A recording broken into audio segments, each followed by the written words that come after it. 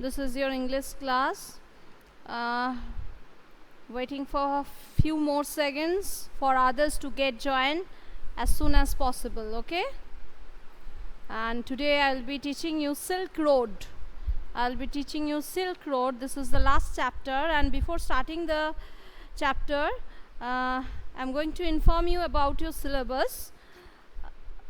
The first 4 chapters from your English textbook will be in your exam, okay, in your upcoming assessment. The Portrait of a Lady, A Photograph, We Are Not Afraid to Die, Discovering Truth, okay. So these are the chapters that are going to come in your exam, in your upcoming assessment test. There will be 20 marks, multiple choice question answers, okay. 4 options will be given and you have to choose the correct option, correct answer from the given options, okay. Clear to you? Clear? Am I clear to all of you? Am I clear to all of you? And supplementary, you will get to know from Parthu sir, okay. When Parthu sir would take the class, you will ask from Parthu sir. Okay. So I'll be starting Silk Road, okay. I'll be starting the last chapter, Silk Road, okay. Can you tell me, have you written the question answers of childhood? Kritika, you are there in my previous class. Have you written the question answers from childhood? Have I dictated the answers? Yes? Just inform me.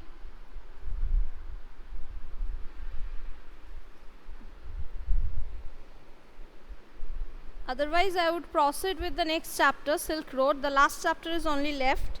If not written, then I will dictate the answers. If not written, then I will dictate the answers. Okay. Thank you very much for informing me. So, let's start Silk Road, okay. So this chapter is all about author's journey, okay. This is all about author's journey, which starts from slopes of Ravu to Mount Kailash. So they are having the journey through Himalayas, and they have started their journey from the slopes of Ravu, R-A-V-U, Ravu, to Mount Kailash, okay. And why the author had started his journey? The author had started his journey to complete the Kora, K-O-R-A. Kora is actually, you can say, Kora is the Buddhist meditations, the meditation which is followed by the Buddhist followers, okay. The meditation practiced by Buddhist followers. So in order to complete the Kora, he had started his journey. It is a religious journey, and he had started from Ravu to Mount Kailash, okay. So he faces lots of troubles, lots of difficulties just while reaching the Mount Kailash, and he describes about the people, about he witnessed the beauty of the mountain and even Manasarovar Lake and Darchan. So he witnessed the beautiful scenario of the hilly areas, and even he described everything about the people, about the animals which he had witnessed during the time of his journey. So the main aim of his journey was religious mostly, okay, because he wanted to complete his Kora. Kora, I have already told you that this is a type of form of meditation followed by the Buddhist followers, okay.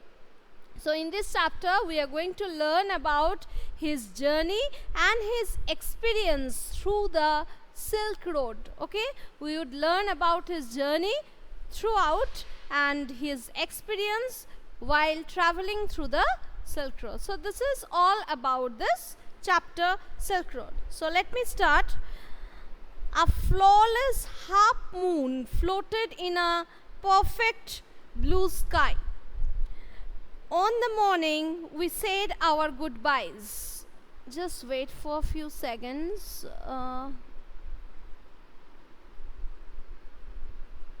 Just wait.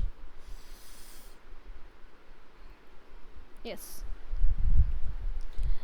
A flawless half moon floated in a perfect blue sky on the morning we said our goodbye. So, when the author headed towards Mount Kailas to complete his journey, he witnessed a beautiful half moon floating in the perfect blue sky on the morning. Okay, so in the morning time, as the sky is very clear, they could able to see a perfect half moon which is floating in the sky.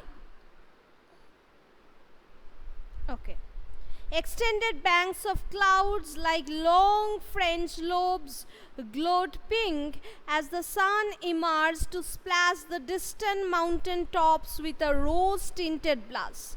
So they could see the clouds which look like French bread, okay, and the sun spread a splash of rays over these clouds which look like French bread, and they were floating on the mountain tops, and it looked like rose tinted blush. Why?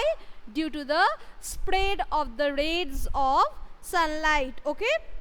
So that's why these clouds look like rose tinted blush, okay.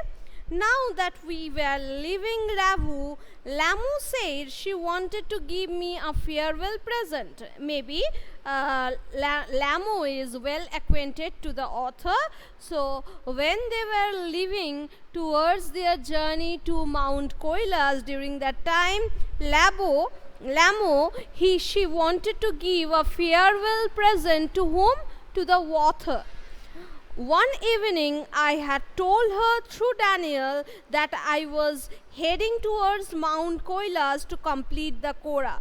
So one evening, the author passed the information through Daniel to Lama that he was traveling towards Mount Kailas. Why he was traveling? To complete the Korah. Korah I have already informed you. This is a type of meditation followed by the Buddhists or practiced by the Buddhist followers. So this is a religious journey, okay. And she said that I ought to get some warmer clothes. So as the author was going to higher altitude, the climatic condition, the weather condition is very cold over there. So he needed some warm clothes, okay. So after ducking back into her tent, ducking back means going inside and coming out. So who entered the tent? Lamu entered the tent, get inside the tent, and again returned back while carrying one of the long-sleeved sheepskin coats that all the men wore. So Lamu gifted a long-sleeved sheepskin coat to the author when he was heading towards his journey to Mount Kailas, okay, because Lamu promised him that she was going to give him a farewell present to the author. So she kept her promise, and she had given the author a long sleeve sheepskin coat. Zetan sized me up. Zetan is the driver of the car. So he looked at him attentively as we clambered into the car. Clambered means to climb into the car, or you can say boarded into the car. So when they boarded into the car, they means here Daniel and the author. When they boarded the car and heading towards their journey to Mount Kailas, during that time the driver named Zetan, who looked at them attentively. Ah yes, he declared, Drogba, sir. So he wanted to mean that they were going to Drogba. Drogba is actually, which means Korah. Drogba is the Drogba means Korah, which is a language of Tibetans, okay. So Drogba means Korah. That means they are going to have their meditation procedures while heading towards Mount Kailas. we took a shortcut to get off the Changtang. So Changtang is the name of a place. So they took a shortcut route to cut off the Changtang. Zetan knew a route that would take us southwest. So Zetan, he knew the route, he already know the route, and they took them in the southwest direction, almost directly towards Mount Kailash. So they took a shortcut route and headed towards Mount Kailash. It involved crossing several fairly high mountain passes. So they had to pass high mountain passes.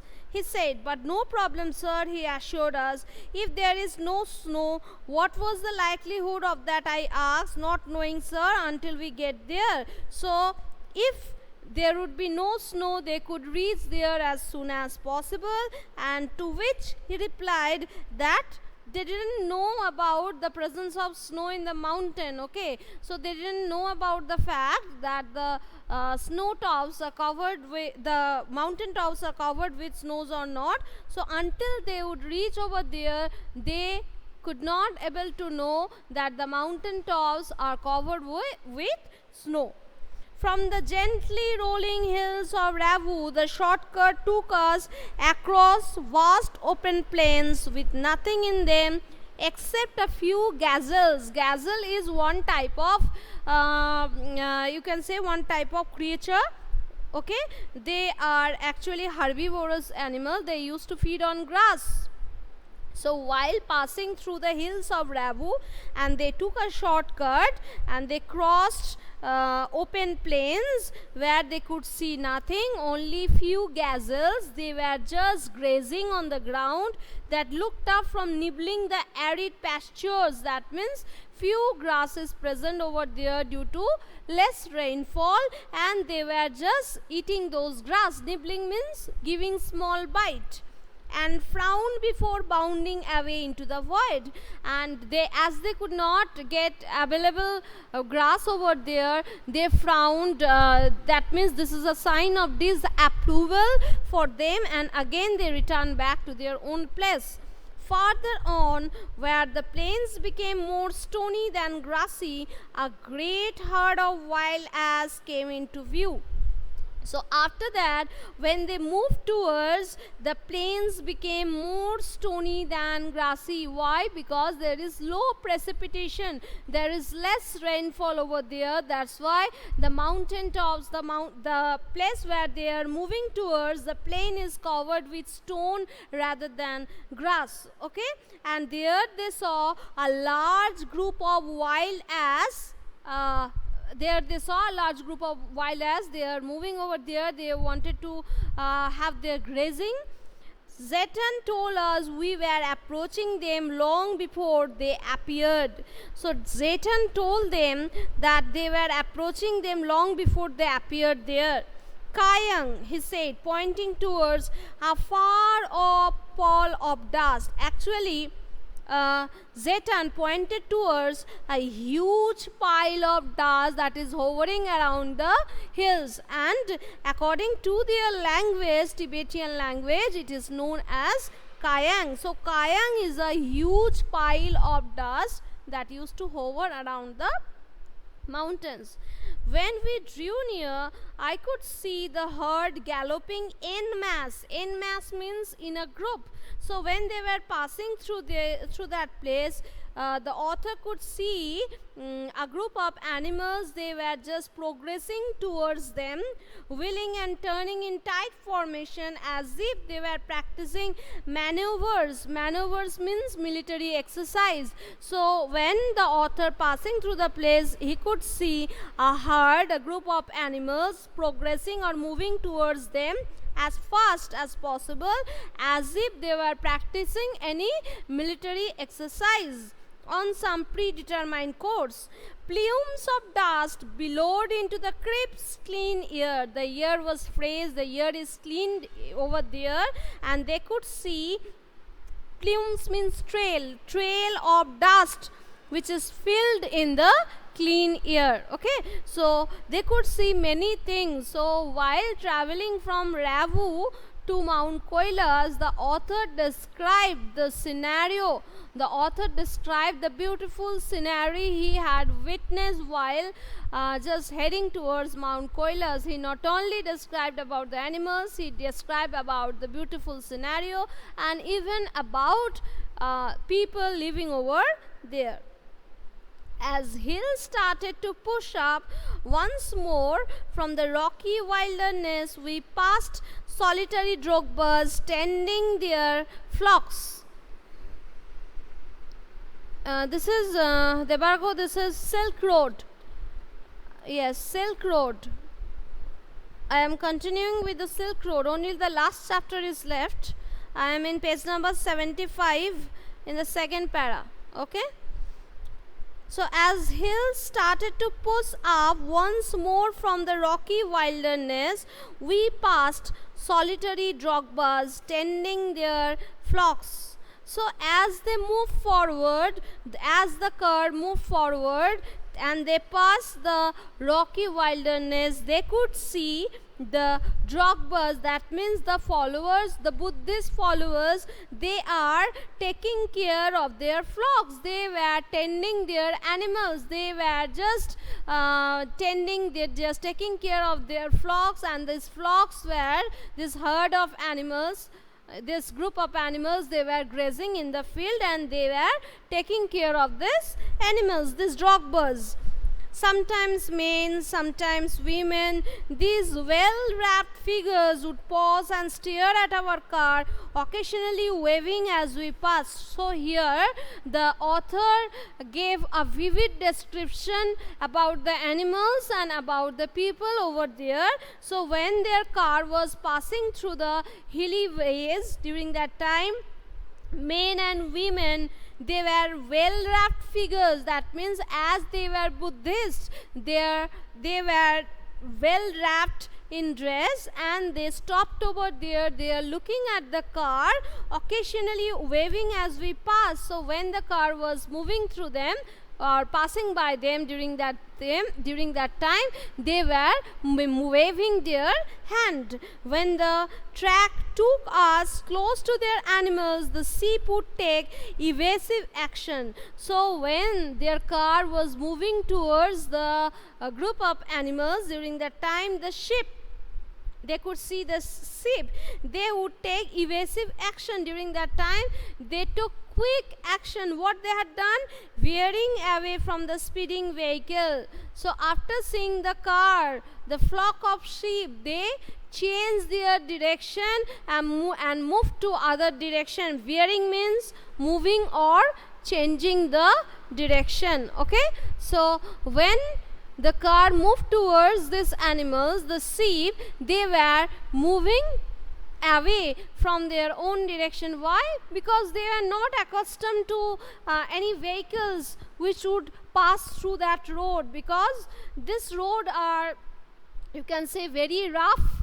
Okay, so few vehicles used to pass over there. So when they have seen the car was moving towards them, they changed their way. We passed nomads, dark tents, pitched in splendid isolation. So in this para, the author witnessed nomads, okay, and their tents, okay. The nomads, they used to tend those animals, this flock of animals, and the author also had noticed some tent, some camp which is very dark in color, okay, and which were situated in a complete isolated place. Okay, nobody was there around this tent. Usually with a huge black dog, a Tibetan Mastiff, standing guard. So when the author was passing through the place, they could see that a tent which belonged to the nomads, it is very dark in color, and even they could see a black dog, a Tibetan black dog, and its name is Tibetan Mastiff. These dogs were guarding the tent. Okay, this beast would cock their great big heads when they became aware of our approach and fix us in their sight. So when they were just moving towards them, when the car was moving towards them, this wild beasts, they were gazing, they were looking at the car. As we continued to draw closer, they would explode into action, speeding directly towards us like a bullet from a gun and nearly as fast. So when the car was passing by the tent and the dog was just guarding the tent during that time, these wild beasts, when they looked at the car, they were just running behind the car, they were just chasing behind the car, just like the bullet from a gun. They were running as fast just like the bullet from the gun. Okay, so these are the wild beasts, these are the dogs which used to guard the tent of the nomads. These saggy monsters, saggy means hairy, monsters refers to this huge black dog, okay, blacker than the darkest nights, and their color is very dark, and it is darker than the night. Usually wore bright red collars, and even these dogs were wearing bright red collars and barked furiously with massive jaws, and they were just making sound, they were just barking very furiously, just like with a big and massive jaw. So they are very big, these dogs are very big in size, these wild dogs, and even they are guarding the tent, and when they found that the car was moving towards them, they were running behind it, they were chasing behind it, they were running as fast as the bullet, and even they were barking furiously. They were completely fearless of our vehicle, shooting straight into our path, causing Zetan to brake and swerve. So what they had done, so as they were completely fearless of their vehicle, these dogs, they never used to get afraid of anything. When they found the car was approaching towards them, they became fearless and they started to chase them. Shooting straight into our path, they were moving towards them, causing Zetan to brake and swerve. And while the driver driving the car, he was sometimes applying brake. Why? Because the dogs, these wild dogs, these big black dogs, they were coming in front of the car, and sometimes the driver changing his direction while moving through the hills, because they were heading towards Mount Koila. So this is all about the description of the experience of the author's travel from the mountain, or you can say from the slope of Ravu to Mount Koila. So while during the time of his journey, he gave a vivid description not only about the beautiful scenery of the Himalayas, but also he had described about the people, about the animals over there. So this is all about, and I have completed up to page number 75. Tell me if you are having any confusion, any question. Tell me about. So read the chapter at your home. Okay, any confusion?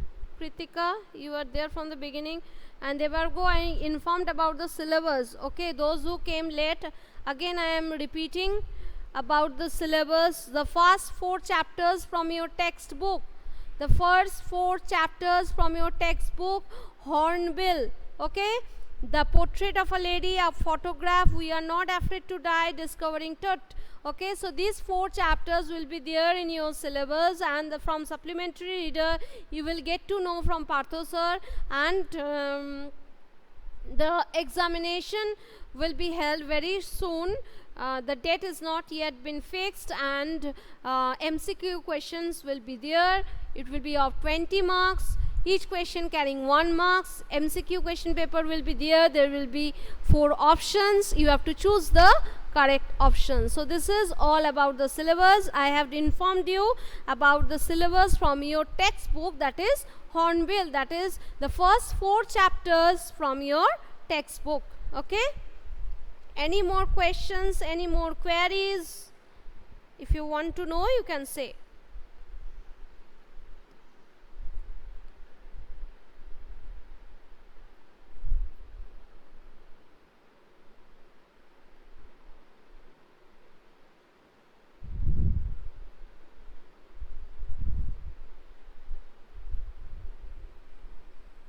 Anything?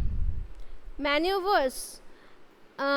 Maneuvers means military exercise, and billowed means filled with. The air is filled with dust. Okay? The air is filled with dust.